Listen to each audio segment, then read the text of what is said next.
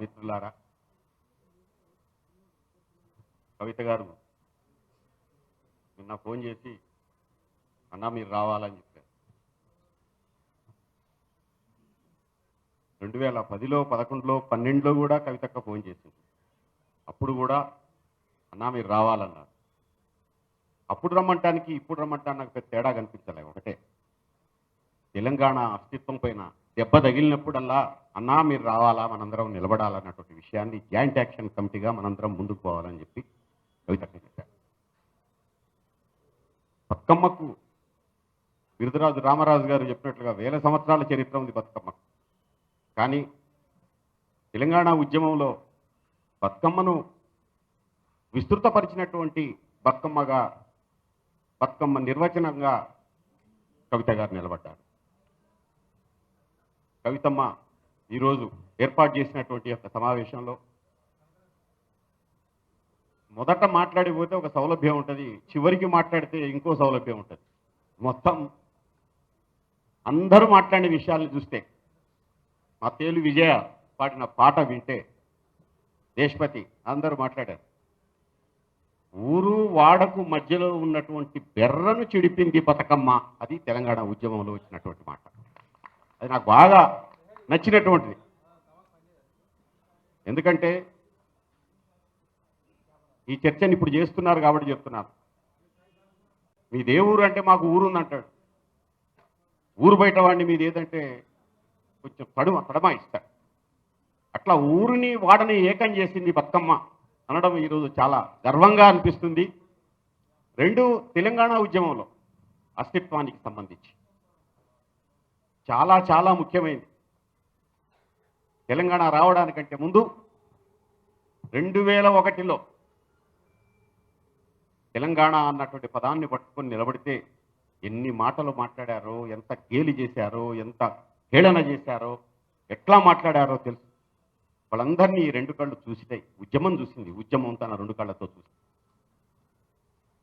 వాళ్ళందరూ ఎంత భయంకరమైన దాడి చేశారో, బయటవాడే కాదు ఇంటివాడు కూడా దాడి చేశాడు. ఇప్పుడు స్పష్టంగా కనిపిస్తుంది ఏంటంటే, జెండాలు మార్చుకొని, రూపాలు మార్చుకొని, రంగులు మార్చుకొని మళ్ళీ తెలంగాణ పైన దాడి చేయటం మాత్రం చాలా భయంకరమైన దాడి. ఈరోజు బతుకమ్మను తొలగించి చేస్తున్నటువంటి దాడి ఇది. నిజంగా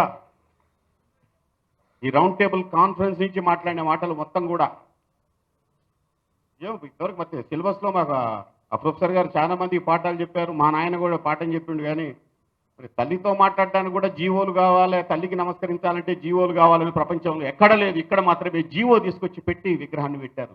ఇది చాలా బాధాకరమైనటువంటి అంశం. అభద్రత. కాబట్టి తెలంగాణ ఉద్యమం సృష్టించుకున్నటువంటి దేవి ప్రసాద్ గారు సకల జనుల సమ్మెకు సంబంధించి, సాగరహారాలకు సంబంధించి, మిలియన్ మార్చులకు సంబంధించి, ఈవెన్ ఎక్కడ చూసినా ఆ రోజు జేఏసీ చైర్మన్ కోదండరామ్ గారు కూడా స్పష్టంగా చూసిండ్రు. నాకు తెలిసి కాంగ్రెస్ నాయకులు చేసే ధర్నాకు కూడా ఇదే తెలంగాణ తల్లి బొమ్మను పెట్టుకొని వాళ్ళు ధర్నా చేశారు. ఈ రోజు మాత్రం మాట మర్చిపట్టారు. ఆ రికార్డ్స్ కూడా ఉన్నాయి, ఆ ఫోటోలు కూడా ఉన్నాయి స్పష్టంగా. ఈరోజు వాళ్ళ పేర్లు కూడా ఉన్నాయి శిలాఫలకాల మీద. కాబట్టి వాళ్ళు ఎప్పుడు కూడా శిలాఫలకంగా మీరు మారకండి, శిలాఫలకాల మీద పేర్లు ఓకే, మీరు శిలాఫలకంగా మారకండి అనే విషయం మాత్రం ఈ రౌండ్ టేబుల్ కాన్ఫరెన్స్ తెలియజేస్తుంది. చాలా వరకు తెలంగాణలో ఏ ఊరికి పోయినా ఎర్రటి స్తూపాలు కనిపిస్తాయి. తెలంగాణలో ఎక్కడికి పోయినా ఈ ఊరు చరిత్రను ఏం తెలియజేస్తుందంటే, ఊరిలోకి ఎంటర్ అయ్యే ముందే అమరవీరుల స్తూపాలు తెలియజేస్తాయి, ఎర్రటి స్తూపాలు తెలియజేస్తాయి. తెలంగాణలో ఏ ఊరికి బతుకమ్మ తెలంగాణ తల్లి విగ్రహాన్ని ప్రజలు స్వచ్ఛందంగా నిర్మించుకున్నారు, వాళ్ళు గద్దె కట్టుకున్నారు, వాళ్ళు ఊళ్ళలో నిర్మించుకున్నటువంటి. చాలా వరకు బసవడు ఎప్పుడో చెప్పాడు బసవడి తత్వాన్ని. దేవాలయాల్లోకి మమ్మల్ని రానియకపోతే అరే దేహమే నీ దేవాలయం రా అని చెప్పేసి శివుడిని తీసుకొచ్చి మనసులో హృదయాల్లో నాటాడు. అట్లా తెలంగాణ ఉద్యమ హృదయంలో నాటేటువంటి తల్లి తెలంగాణ తల్లి. కాబట్టి ఆ తెలంగాణ తల్లి యొక్క రూపాన్ని చెరిపివేయడం సాధ్యం కాదు. తెలంగాణ తల్లి యొక్క విగ్రహాన్ని, ఆ రూపాన్ని మార్చడం అంటే ఒకటే ఒకటి, కేసీఆర్ చేసినటువంటి అన్ని పథకాలని మార్చాలా, కేసీఆర్ చేసిన ప్రతి పనిని తిరగదీసి రాయాలా, ఈ రకమైనటువంటి పరిస్థితి మాత్రం మంచిది కాదు. మేము ఒకటే కోరుకునేది, ప్రభుత్వం మీద వ్యతిరేకంగా ఎవరు మాట్లాడలా, మీరు పాలించుకోండి. తెలంగాణ పునర్నిర్మాణం మరింత పకడ్బందీగా జరగాల, అది మనం కోరుకునేది. తెలంగాణ ప్రజలు కోరుకునేది తెలంగాణ పునర్నిర్మాణం మరింతగా జరగాల. అలాంటి పునర్నిర్మాణాన్ని చేయడం, ఇట్లా చేస్తే చేతగాకనే ఇట్లా చేస్తున్నారని మాటను మాట్లాడాల్సిన పరిస్థితి ఏర్పడింది. దేశంలో ఎక్కడ లేదని గురుకులాలు పెట్టుకున్నారు. ఆ గురుకులాల్ని బ్రహ్మాండంగా చేయండి. పిల్లలు మొత్తం కూడా అంబులెన్సులు వచ్చి తీసుకుపోతున్నారు, పాఠశాలల్లో ఉండట్లేదు, హాస్పిటల్లో ఉంటున్నారు. ఆ పరిస్థితిని, చాలా దారుణమైన పరిస్థితి. ప్రధానంగా తెలంగాణకు ఉన్నటువంటి ప్రాణం తెలంగాణ అస్తిత్వం. అది వీర తెలంగాణ పోరాటమైనా, అది వేరు తెలంగాణ పోరాటమైనా, అది తొలిదశ ఉద్యమమైనా, అది మలిదశ ఉద్యమమైనా, తెలంగాణకు అస్తిత్వమే ప్రాణం. భూమి, భుక్తి, విముక్తి పోరాటాలకు సంబంధించినటువంటి కేంద్రం. ఇలాంటి అస్తిత్వాన్ని చెరిపివేయడం. తెలంగాణ వస్తే మనందరం సంతోషపడ్డది ఏంటంటే పరాయి పాలన నుంచి బయటకు వచ్చామనుకుంటున్నాం. కానీ ఇప్పుడు మనం ఎక్కడున్నామన్నటువంటి పెద్ద ప్రశ్న, మళ్ళీ పరాయి పాలనలో ఉన్నామా అన్నటువంటి ప్రమాదకరమైనటువంటి సంకేతం ఈరోజు తెలంగాణ తల్లి విగ్రహంతో మనకు కనిపిస్తుంది. చాలా బాధతో మాట్లాడుతున్న మాట. అస్తిత్వంపై దాడి అంటే పక్కనున్నవాడు చేసే అస్తిత్వంపై దాడి చాలా భయంకరమైంది. శత్రువు స్పష్టంగా కనిపిస్తాడు. అస్పష్ట రూపంలో ఈరోజు దాడి చేస్తున్నట్టు పరిస్థితి. కవులు, కళాకారులు, రచయితలు, ధూమ్ధాంలు, ఇవన్నీ కూడా తెలంగాణ అంతా ధూమ్ధాం ఎగేయటానికి కారణం ఏంటంటే తెలంగాణ అస్తిత్వం, తెలంగాణ తల్లి యొక్క రూపం. జై తెలంగాణ అని చెప్పి నినదించినప్పుడల్లా తెలంగాణ తల్లి యొక్క రూపం మనందరి యొక్క హృదయాల్లో నిక్షిప్తమై ఉంది. దాన్ని చెరపడం సాధ్యం కాదు. దాన్ని చెరపలేరు అన్నటువంటిది మనం స్పష్టంగా చూస్తున్నాం. చాలా వరకు వీళ్ళు జీవో తీసుకొచ్చి ఏం పెట్టారంటే తల్లి కోసం తనయులు తన్లాడుకునే పరిస్థితి తెచ్చారు. అది ఇంకా బాధాకరమైన విషయం. ఇప్పుడు తల్లి కోసం తనయులు కొట్టుకుంటారా? ఆ తనయులు కొట్టుకునే పరిస్థితి తీసుకొచ్చారు. ప్రశాంతమైనటువంటి హైదరాబాద్ గంగా జమున తెహజీబ్ సంస్కృతికి చిహ్నం. ఇలాంటి చిహ్నాలలో ఈ రకమైనటువంటి వైరుధ్యాలను సృష్టించి ప్రజల మధ్య విభేదాలు సృష్టించే పరిస్థితి కూడా ఉంది. అది చాలా ప్రమాదకరమైనటువంటి సంకేతం. ఆ సంకేతాన్ని ఈ రౌండ్ టేబుల్ కాన్ఫరెన్స్ ఇనానిమస్ గా రెజల్యూషన్ లాగా మీ అందరి యొక్క అభిప్రాయాలను తెలియజేశారు. విగ్రహాన్ని రూపు మారిస్తే, ఉన్న విగ్రహాల్ని తొలగిస్తే మేము ఒప్పుకోము అన్నటువంటి విషయం స్పష్టంగా చెప్పింది. ఈరోజు వందలాది వేలాది గ్రామాల్లో తెలంగాణ తల్లి ఉంది. ఆ విగ్రహాన్ని ఏం చేస్తారు? ఆ విగ్రహాల్ని తొలగిస్తారా? ప్రజల మనసుల్లో ఉన్నటువంటి విగ్రహాల్ని తొలగిస్తారా? ఇది ప్రధానంగా మనందరి ముందు ఉన్నటువంటి ప్రశ్న. ఈ ప్రశ్నకు ప్రభుత్వం సమాధానం చెప్పమని అంటలేదు, డిమాండ్లు చేయట్లేదు. ఆ విగ్రహాలను ఏం చేస్తారు మీరు? పాలనా యంత్రాంగం ఏం చేస్తుంది? ఇది చాలా మన ముందున్నటువంటి ప్రశ్న. ఇప్పుడు తెలంగాణ ఉద్యమంలో ఉన్నటువంటి గ్రామ స్వరూపాలకు సంబంధించినటువంటి ఒక రకంగా బహుజన పదాన్ని ముందుకు తీసుకొస్తున్నారు. ఈ విగ్రహం మార్పు అన్నది బహుజన అస్తిత్వంపై దాడి అన్నటువంటి విషయాన్ని ఇందాక నేను చెప్పినట్లుగా తెలంగాణ సమాజంలో ఉన్నటువంటి సగం తల్లుల యొక్క ఆత్మగౌరవం మీద దెబ్బయింది. 2 కోట్ల మంది తల్లులు బతుకమ్మని, దేవతగా ఆరాధించేటువంటి బతుకమ్మని లేకుండా చేయడం ఈ తెలంగాణ అస్తిత్వం పైన దెబ్బగా, చాలా వరకు చరిత్రను చెరిపేయాలనుకుని వచ్చిన వాళ్ళు చాలామంది చూసాం చరిత్రలో. వాళ్ళంతా కూడా చరిత్రలో కొట్టుకుపోయిన వాళ్ళే తప్ప చరిత్రలో నిలబడ్డటువంటి దాఖలాలు లేవు. ఈరోజు తెలంగాణ ఉద్యమం, తెలంగాణ ఉద్యమ అస్తిత్వం ఇంకా పరిపూర్ణ అస్తిత్వం కావడానికి కావలసినటువంటి మరో ఉద్యమానికి శ్రీకారం చుట్టడానికి ఈ సాహిత్య సాంస్కృతిక రంగం నుంచే ముందుకు రావాల్సిన పరిస్థితి ఉంది. ఎవరు మాట్లాడారు? ఏ సంస్కృతి ఒరే యాదగిరి అని చెప్పేసి విలన్ భాషగా మాట్లాడుతూ ఉంటే, హాస్య భాషగా మాట్లాడుతూ ఉంటే, ఆనాడు ఇట్లే అందరం కూర్చొని మాట్లాడుకొని ఒక తిరుగుబాటు స్వరాన్ని వినిపించాం. అట్లాగే తెలంగాణ కవులు నూటికో కోటికో లొంగేవాళ్ళు కాదు అన్నటువంటి విషయాన్ని కూడా తెలంగాణ ఉద్యమం తెలియజేసింది, గళగర్జనలు మోగించింది, నిలబడ్డది. కాబట్టి తెలంగాణలో ఉన్నటువంటి పాట, తెలంగాణలో ఉన్నటువంటి మాట, తెలంగాణలో ఉన్నటువంటి బతుకు బాట చాలా గొప్పది. ఈ చాలా గొప్ప అస్తిత్వం మొత్తం కలిపితే తెలంగాణ తల్లి విగ్రహం, తెలంగాణ తల్లి విగ్రహం.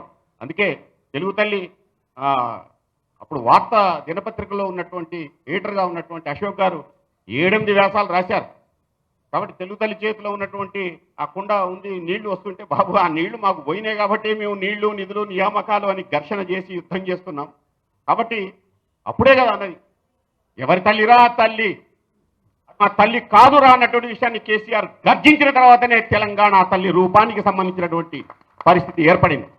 ఎవ్వరూ మాట్లాడలే, 10 సంవత్సరాలు ఎవరూ మాట్లాడలే, 12 సంవత్సరాలు ఉద్యమ కాలంలో కూడా ఎవరూ మాట్లాడలే. ఆ తెలంగాణ తల్లికే ముఖ్యం అని పార్టీలు మారితే తల్లి మారడం, రాజులు మారడం చూసినాం, రాణులు మారడం చూసినాం, తల్లులు మారడం కూడా ఇక్కడ చూడటం అనేది చాలా దుర్మార్గమైనటువంటి సంఘటన.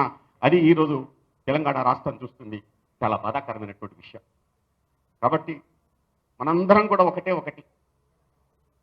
మన అస్తిత్వం, మన ప్రాణం, మన ప్రాణాన్ని ఎవరు తీసినా, తీయడానికి ఎవరు వచ్చినా మళ్ళీ ఒక సమరమై తెలంగాణ నిలుస్తుంది, ఒక సమరమై ముందుకు సాగుతుంది.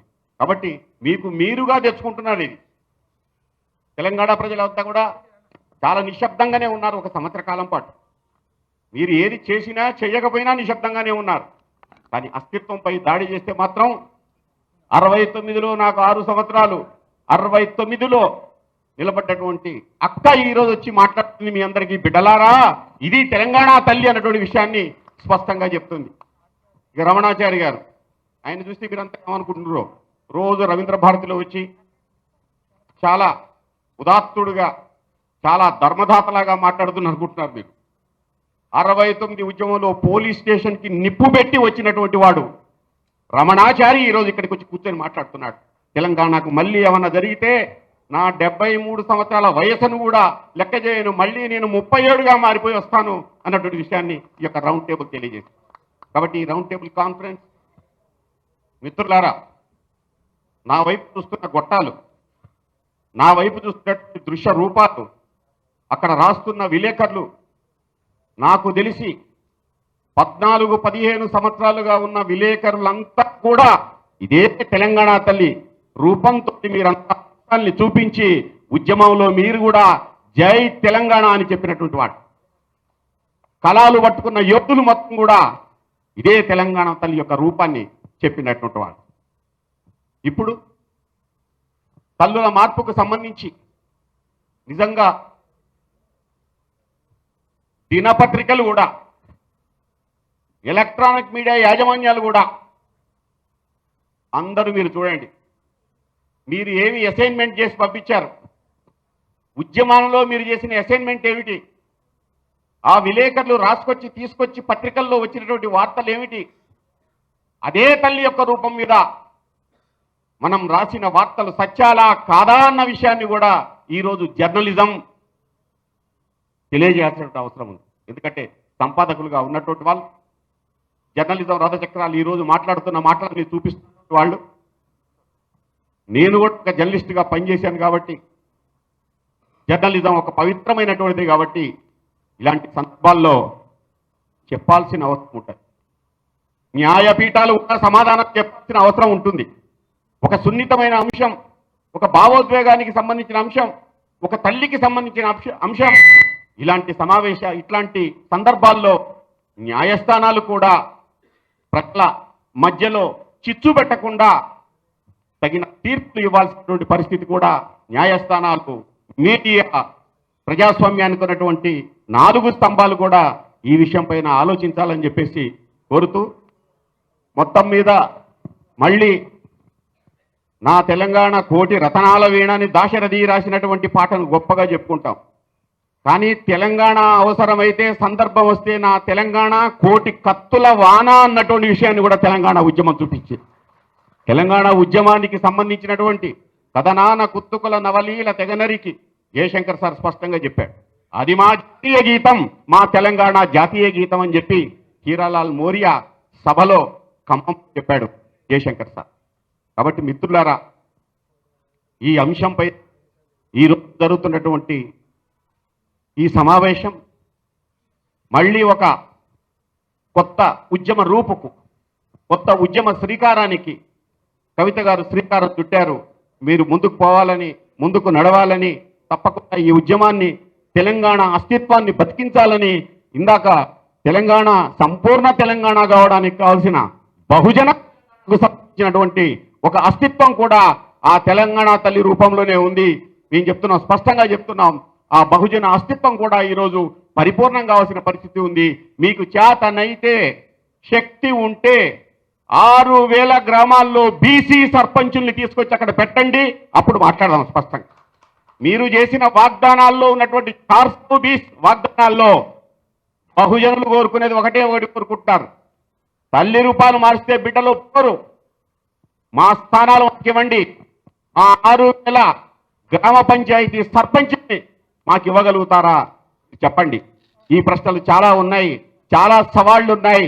ఈ సవాళ్లను మరిపించడానికి, ఆ సవాళ్లను మొత్తం పక్కన పెట్టడానికి చేస్తున్న ప్రయత్నాల్ని కూడా తెలంగాణ తన యొక్క తెలివితో తిప్పుకొడుతుంది.